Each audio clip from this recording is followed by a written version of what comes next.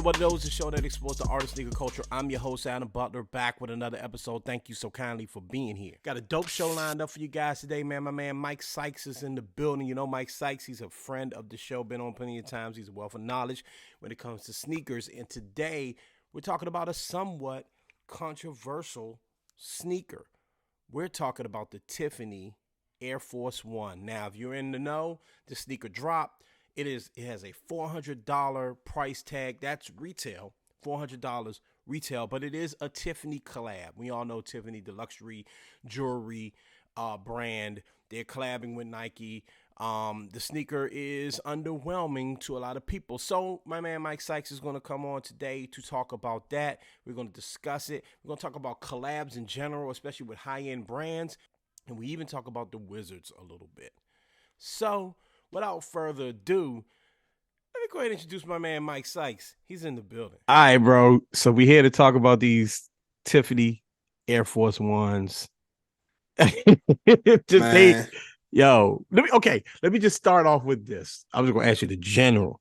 What are your general thoughts of the I mean, I think they're boring, right? Mm-hmm. Like I just think it's kind of a boring sneaker. It's not a triple black Air Force One, obviously, because you gotta have the Tiffany blue in there. But otherwise, like the height materials, sure, that gives it a little bit more than a regular Air Force One. But outside of that, there's just not that much for me personally in this sneaker. Like I just can't really see myself going out of my way to wear this thing, which is like how I determine what it is that I'm about to purchase. Because I got a lot of sneakers and you know, I gotta make room for stuff. And if I gotta slide that outside the way to wear these, and you know, I gotta, you know, you just gotta weigh your choices. Yeah.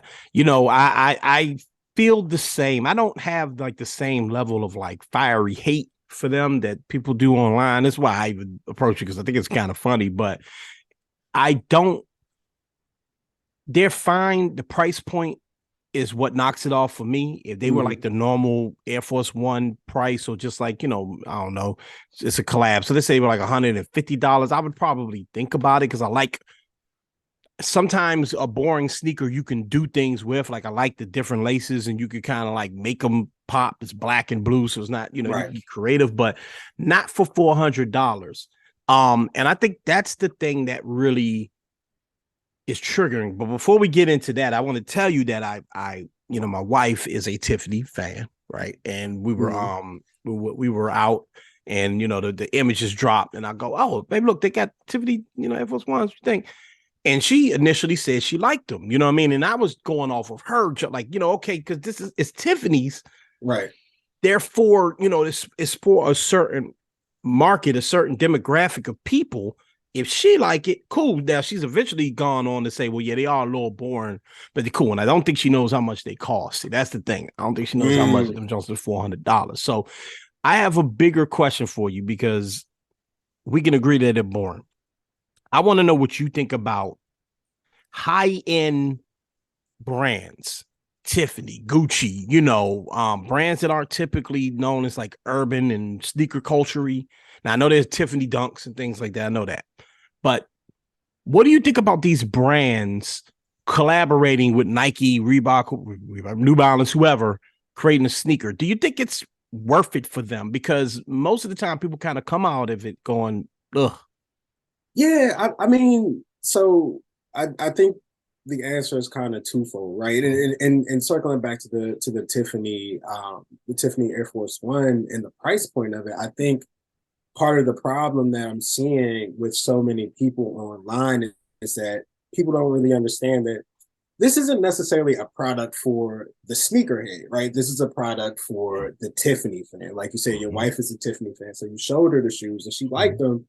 And that's who the product is made for. Like this isn't just for, you know, the same folks who are hopping in these virtual lines on the sneakers app or whatever, just trying to get the next pair of J's. Like, no, this is the high end, high net worth customer that Nike is trying to target. Like they are looking to get into that luxury footwear space, and this is just yet another example of that. And I just feel like, I don't know, man. For me personally, seeing so many luxury sneakers now, it definitely is kind of a turnoff, especially considering that for such a long time, brands like Louis Vuitton and Gucci, and now we got Tiffany, right? Like they strayed away from sneaker culture, or not even strayed away from it. Like they didn't touch it at all, right? Like you have some examples where you talked about the Tiffany Dunk, right? Like that was a Diamond Supply Co. Nike SB Yeah. collab back in '05, and then they brought it Right. back in 2017. But like Tiffany, you see the brand in there, they didn't embrace that at all. Like you didn't hear anything about it. Like luckily there was no, cease and desist or anything like Yeah. that, which it absolutely could have been. But they didn't cozy up to it. You got Gucci with Adidas, you got Louis V with Nike, and people talk all the time about how Dapper Dan would make all these custom Air Force Ones and custom Nikes with all these Gucci prints on it and Louis V prints, and now like it's coming back and it's $10,000, and it's like, yo, like if you rewind maybe 30, 40 years ago, like Yeah. y'all really wasn't rocking with it like that. So what's the difference now? What has Yeah. changed now? And it's obvious that like sneakers now are mainstream. There's money to be made here, and there's an audience that they're trying to tap into that also overlaps with the audience that Nike has. And I guess my biggest disappointment in it all is that the brand itself, Nike itself or Adidas itself, is kind of allowing these brands to do that when for so long the customers that have put these brands on the pedestal, these sneakers brands on the pedestal that they're on, they're largely being ignored by these high-end luxury brands. And I just wish that the brands that we know and love would be more conscious about that. Yeah, to me, I agree, bro. It's like a fundamental misunderstanding of who your customer is and why sneakers are cool and became cool. And this happens with it happens with music. A band is small and all of a sudden become corporate and they kind of lose their, that little bit of that edge or what have you, a genre of music, a genre of film. I remember when the MCU was like the cool thing for the nerds, and now the MCU is looked at that's like killing the movie industry. It goes on and on and on. But I agree that like, I just don't see this sneaker will sell out. So there's the benefit. Okay. People will buy it. Right. And I have been a believer that, in order to kind of like end or hurt resell, if that's what you want to do, you should have like a wing of Nike that's like, look, these are the like luxury Nikes. Like these are just the price point on these is 300, 350 because it's a luxury Nike. And then you got your G, whatever. However, smart people could come up with a better plan than that. Right. But to me, if you're going after the Tiffany fan, and then you look at some of the mock-ups that like the people that are Tiffany fans are coming up with, and the sneaker is a lot more, it's like, it's not anything any of us would wear. They're like gaudy, they're a lot, but that's what they're expecting from a luxury brand. I just don't see where the win is. Yeah, the sneaker's going to be limited anyway, so it's going to sell out, but you can't be making that much off of it, right? And if there's more complaints about it, that shows me that the core market of people that wear this stuff, sneakerheads, you just mentioned it, right? The Tiffany Dunk was not a Tiffany Dunk. It just had the Tiffany blue on it, right? Like you said, it's Diamond Supply going on. You mentioned all these things. It's just, how is it that they can't understand that what you're doing, for lack of a better term, just is like the opposite of cool. Right. It's like, it's corny. You know what I mean? How is that? It's it's so weird to me. I'm glad that you brought that up, because when thinking about this and writing about this sneaker a few times for the newsletter now, it's like I don't know what core customer they're trying to attract with this, because you got the sneakerhead on one end and then you got the high end customer on the other end. And sometimes like those two overlap, but that's a very rare situation where like you have people who are buying like the Louis V trainers or like the Balenciaga runners and things like that. Like those are people who are really just out here to like flex. And a lot of times that's really what this whole thing is about. But there are certain financial constraints that like the regular sneakerhead will have that high end customer would not have. But my thing is like with this Tiffany sneaker, and even for the rumored like Jordans that are coming out later in this year that are like The $1,500. wings. Yeah, Yeah. the wings collection joints. Mm-hmm. Like you dropping these,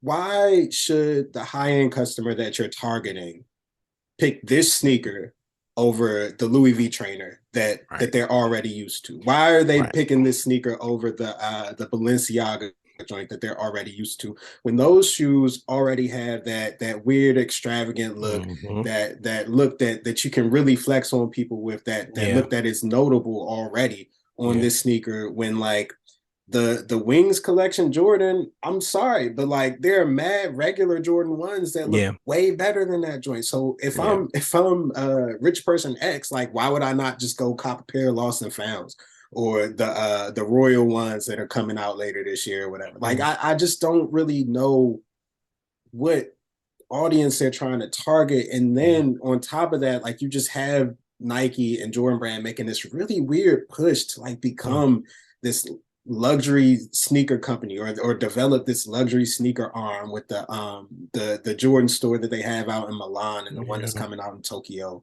And it's just like I really wish that instead of, you know, targeting these customers who like, yeah, they got a lot of money, right? But that doesn't necessarily mean that they're spending it all with you. Like you've got a loyal base already that has been beaten and battered so badly over the last 5 years and are just looking for y'all to throw them a bone, and you just will not do it. And it's so frustrating. That's why so many people now are just like, yo, like I need to find something else to wear. Like at this point, like it all goes back into that frustration, and it's just so disappointing because everybody loves Nike, man. Like this is what so many of us came up on. So it's just disappointing to see all that. Yeah, I mean, because you basically, and you said a lot of dope stuff there, man. Because you basically you have a black Air Force One with a gamma blue or Tiffany blue stripe on a check on it. That could be cool just in itself. Like that, the sneaker itself is boring, but it's also not a problem. It's the price point and what it's supposed to represent. And that is the issue, that you're going outside of your marketplace. Again, you mentioned in opening Jordan stores in Milan and all that, but we here in the DC area, we were talking on Twitter about how we only got one Nike store essentially in the DMV. You have to travel like way out. You have to travel about 40 minutes down the road or more in order to get to like a Nike store or a Nike outlet. And this is DC. So like the people here that just want to go get stuff, right? And just go get their hands on stuff. Like you said, you mentioned a battered, beat up customer base. Listen, brother, you and I, we've been in many Twitter spaces, many conversations where people are just like sometimes over the top mad about things, you know what I mean? Absolutely. But whether we could look at that and go, dang, what you so mad about? We understand that the core of the issue is that this thing seems unobtainable. It's hard to get our hands on the thing. Now it's been better. The bubble, I think, has burst. Resale has gone down. Sneakers, you know, I've hit on sneakers like 3 times in a row. Oh my God, not like no, nothing insane. Well, actually, I hit on Travs, but that was cool. Like that haven't been my experience in a very long time, right? Cool. We make it fun again. Okay, cool. But with this one, it still shows me that you still are trying to reach for an audience that does not care. Like the people that I saw complaining about and that were offended almost by the Tiffany Air Force One were people that are outside of you're deep in the water, you're deep in the ocean with these people. They don't even care about Nike. They're saying that Tiffany, this doesn't represent that brand. Not about Nike. It's about that brand is not representative to them. They don't get what's going on. And even the accessories, which are expensive, that don't even come with the sneaker. I think you have to buy them separately. Correct me if I'm wrong. It's like the $250 brush. And yeah. Like, I'm just like, yo, like that. It's too much. But think about what it represents, right? It's a toothbrush. I get it. It's a toothbrush. It's a Tiffany toothbrush. It's an Air Force One. It's an Uptown. You're supposed to clean it's supposed to represent the dude cleaning the shoe with the tooth. Someone that's in the Tiffany it means nothing to them. You'd have been better off just creating the sneaker and saying, yo, this one is a $200 sneaker, which still would be a lot for Air Force One. But yo, I mean, it don't have to be Tiffany, silver. I'm not saying that, but like, it comes with these materials. It comes with a toothbrush. It comes with this. Someone's going to, a sneakerhead is going to appreciate that. A sneakerhead is going to say, oh, that's cool. Like the Travs with the bandanas. It's cool. It's like, I didn't pay extra for the bandanas. The bandanas just came with the damn sneaker. You know what I mean? $170. Cool. When you're going outside your depth, I just think that the last step of, I don't want to say correcting sneaker culture because I don't want to come off as like a curmudgeonly dude who just hates it. But there's still this last piece of it that's still out of sorts. And it's what you mentioned, that who are you trying to do this for if you're Nike? Why do you want to be a luxury brand if you're Nike? Why? Yeah, and I don't know the reason behind it. Well, you know what? Actually, like when you really think about it, like there is this everybody wants to flex now, right? Like everybody wants to be the person who has the sneaker that, like, it's not about what the sneaker looks like anymore. It's more about how the sneaker costs. And the higher the retail cost, or the higher that you pay for it on resale, the bigger flex that it is. The harder it is to get it. Yeah, exactly. The harder it is to get it. And I just feel like Nike is kind of playing into that on purpose, intentionally, in their own way, like you said. And I think an effort to deflate the resale market a little bit, to give a little bit more relief to other customers for lowering that price point on some of the other stuff that's out there. But at the same time, I'm just like, yo, like, this luxury space, it doesn't last. Like, those trends changed so quickly over time. Like, these luxury sneakers, the luxury Louis V trainers that we've seen drop, like those really came and went, and they're still like $1,100 retail, $1,300 retail, and it's like I don't really see those in the streets. I don't see those at in the clubs. Like I just don't see them, you know. And I'm just like, yo, like, if you really want to target this high income, high net worth consumer, and you really want to make that a thing, then why not just create this separate arm of Nike where, like, there is this understanding that, like, hey, like, this is whatever they want to call the brand X, and the quality of the materials is higher, the storytelling, there's more depth to it.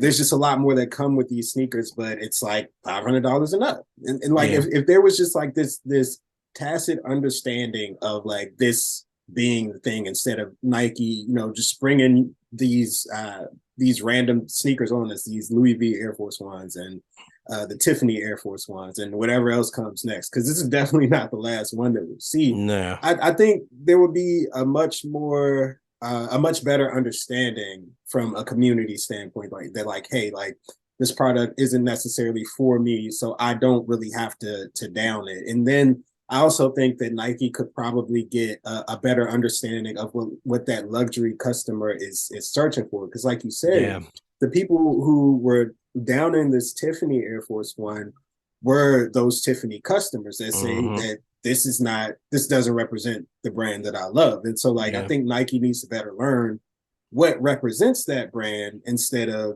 just trying to, like, force its way into that space. Like, it just needs to be handled with a lot more care, I think. Yeah.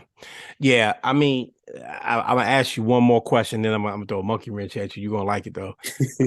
Or you might not, I don't know. But we've seen Khaled 5s now, that, mind you, these aren't Tiffany Air Force Ones. We've seen Khaled 5s sit. We've seen the J Balvin 2s. The 2s, yeah. Yeah, we've seen them kind of sit, the whole thing. The trend now is to show them all crazy sell, which I don't think is a bad thing. But is it a possibility that this sneaker sits? Absolutely not. I don't think there's any way. Like you said, the supply is already going to be limited. Yeah. You're going to have people who, if it's sitting, I'm going to get it because it's the Tiffany Air Force One. Like, somebody's going to pick it up. Somebody's going to. I already seen a picture of somebody today in Planet Fitness with them. Like, people just want to buy them and do dumb stuff with them. It's just going to be ridiculous. So, like, I don't think that there's any chance that they sit, but I do think after they drop, like, people will definitely still be complaining about them, though, for sure. I agree 100%. And therein lies, if you want to call it a problem, there's a problem. Like they're gonna sell out. Okay, I got one more thing for you. I got a couple of minutes with you. I got one more thing I want to throw at you, bro. What's up with your Wizards, man? Man, listen, I don't know. And if I did, then I'd probably be working for the team. But I have no answers for these dudes, man. I'm like, I'm not even torn on this team. I really just want them to blow it up. But I understand that they absolutely will not and will never do that. So like I'm trying to like get myself into the spirit of like rooting for this mid team, but like I can't do it. I can't do it. Bro, they're like worse than mid. Okay, like I'm a Wizards fan. People may not think that. I get very upset. I get upset with the Wizards, oddly enough. Like people get upset with the Commanders. Yeah. Like I have a deep issue with now mind you, Ted Leonsis is not Dan Snyder. Okay. I'm not not saying that. And thankfully those days seem to be I think you're an Eagles fan, right? Yeah. Yeah. So I still rock with the Commanders. So that's the home team. So and you'll probably feel better about them once. Absolutely. Right. Absolutely. Right. Yeah. So, so I don't want to compare them as people, but I think in terms of running their team, not front office and all that, because there's issues with that. To get to the bottom line, I think Ted Leonsis is a poor owner. And I think that the way they've run the team for years now has been to just, I don't even know what the plan is, to just barely get your forehead above water. Like it's just to kind of just be seen. And this year has been probably the worst I've seen of that, where it's like, we're just going to help. The Lakers need pieces. Let's give it to them. You know what I mean? Like, hey, you guys need a player. There you go. You know what I mean? It's just, it's so odd to me. And I really wanted to ask you about it because I watch you suffer, my dear brother, on Twitter with this squad. I watched you the other day, man. I felt so bad for you in particular. 2 days ago, they've done it 2 days straight now, giving a 25-point leads. Okay. But the first time they gave a 25-point lead to Portland, I watched you. I was looking at you on Twitter. You were, oh man, what an embarrassment, this, that. And I remember thinking, like, man, he was doing this 2-3 years ago, before West Side Jr. was coach. You know what I mean? It's like, absolutely.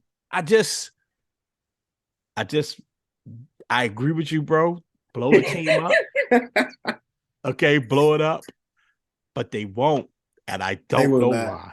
Because, like you said, they just want to keep their head above water, man. Yeah. Like, the Wizards have always had this. It's just like this shadow directive of like, we gotta make the playoffs, even if it's the AFC, because that ticket revenue be hitting for my boy Ted. Like I know he takes that money, bro, puts it right into the hockey team. Yep, and then he gonna try to buy the Nationals with him. So okay, so I got one more question for you. This is a question I asked my father, who's a Wizards fan. I asked my fellow Wizards fans, and I asked what Chicago Bull fan is.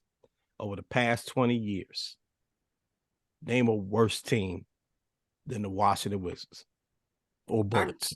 I really can't. And it don't even have nothing to do with the record, man. Like, I guess maybe you could say like the Kings, but even the Kings had like they had the Weber years. They had the Weber years, which is like a direct result of the Wizards being dumb. Like, it's just like, yo, like you can't even, it's really like, I don't know.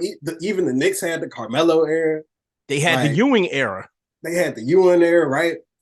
I guess that would be a little further than 20. It's a little further out, but it's still in that same range, though. Like, you gotta go back literally 50 years to find the best Wizards season. And like, they have not been in the Eastern Conference Final in our life. Ever. I've never seen, like, my expectations for this team now are so low that like I will easily take a second round out and be satisfied with it. Yeah, like that's where I'm at. That's where I'm at, and it's so sad because like you want to have hope, you want to have hope, but it's like they don't want it for themselves. So why should I want it? Why should we care? Why should I want it for? Like, no. Well, yo. I hope your Eagles do your thing. I this is coming from this hurts my heart to say, but I rock with you. So I hope your Eagles do their thing in the Super Bowl. I hope they do too, but they going against football Jordan over there. So my expectations are very, very low. Very low. Well, That's a sad way to end this show, but I am happy you came on, brother. Thank you so much. Tiffany Duck suck. Wizards suck. It is hopeless. Appreciate you for having me, man. All right, bro. Big shout outs to Mike. Big shout outs to you, man. Super dope. Listen, let me know what you think about this Tiffany and Nike collab, man. And let me know what you think about collabs in general, especially with high-end brands. I'm not talking about like with dope sneaker shops or dope people. I'm talking about with high-end brands like Gucci and Tiffany, you know, things that are like outside of the traditional sneaker world. Does it work?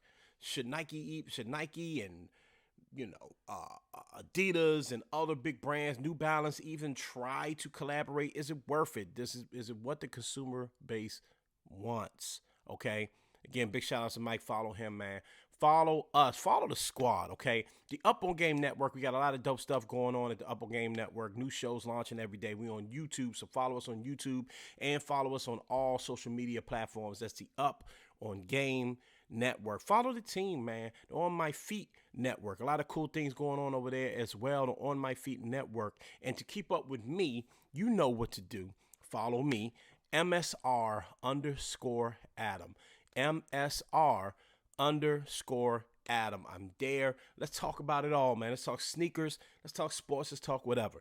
Hit me up. All right. Until next time, ladies and gentlemen, you know what to do. Mind your mental health because it's super important. Mind your mental health. Mind your physical health. This is what we on in 2023, man. We're going to have a wonderful year. I've been saying it. We're having a wonderful year. So mind your physical health. But more importantly, because all of this ties into this one point, please continue and never forget to be great. I'm up out of here. Peace.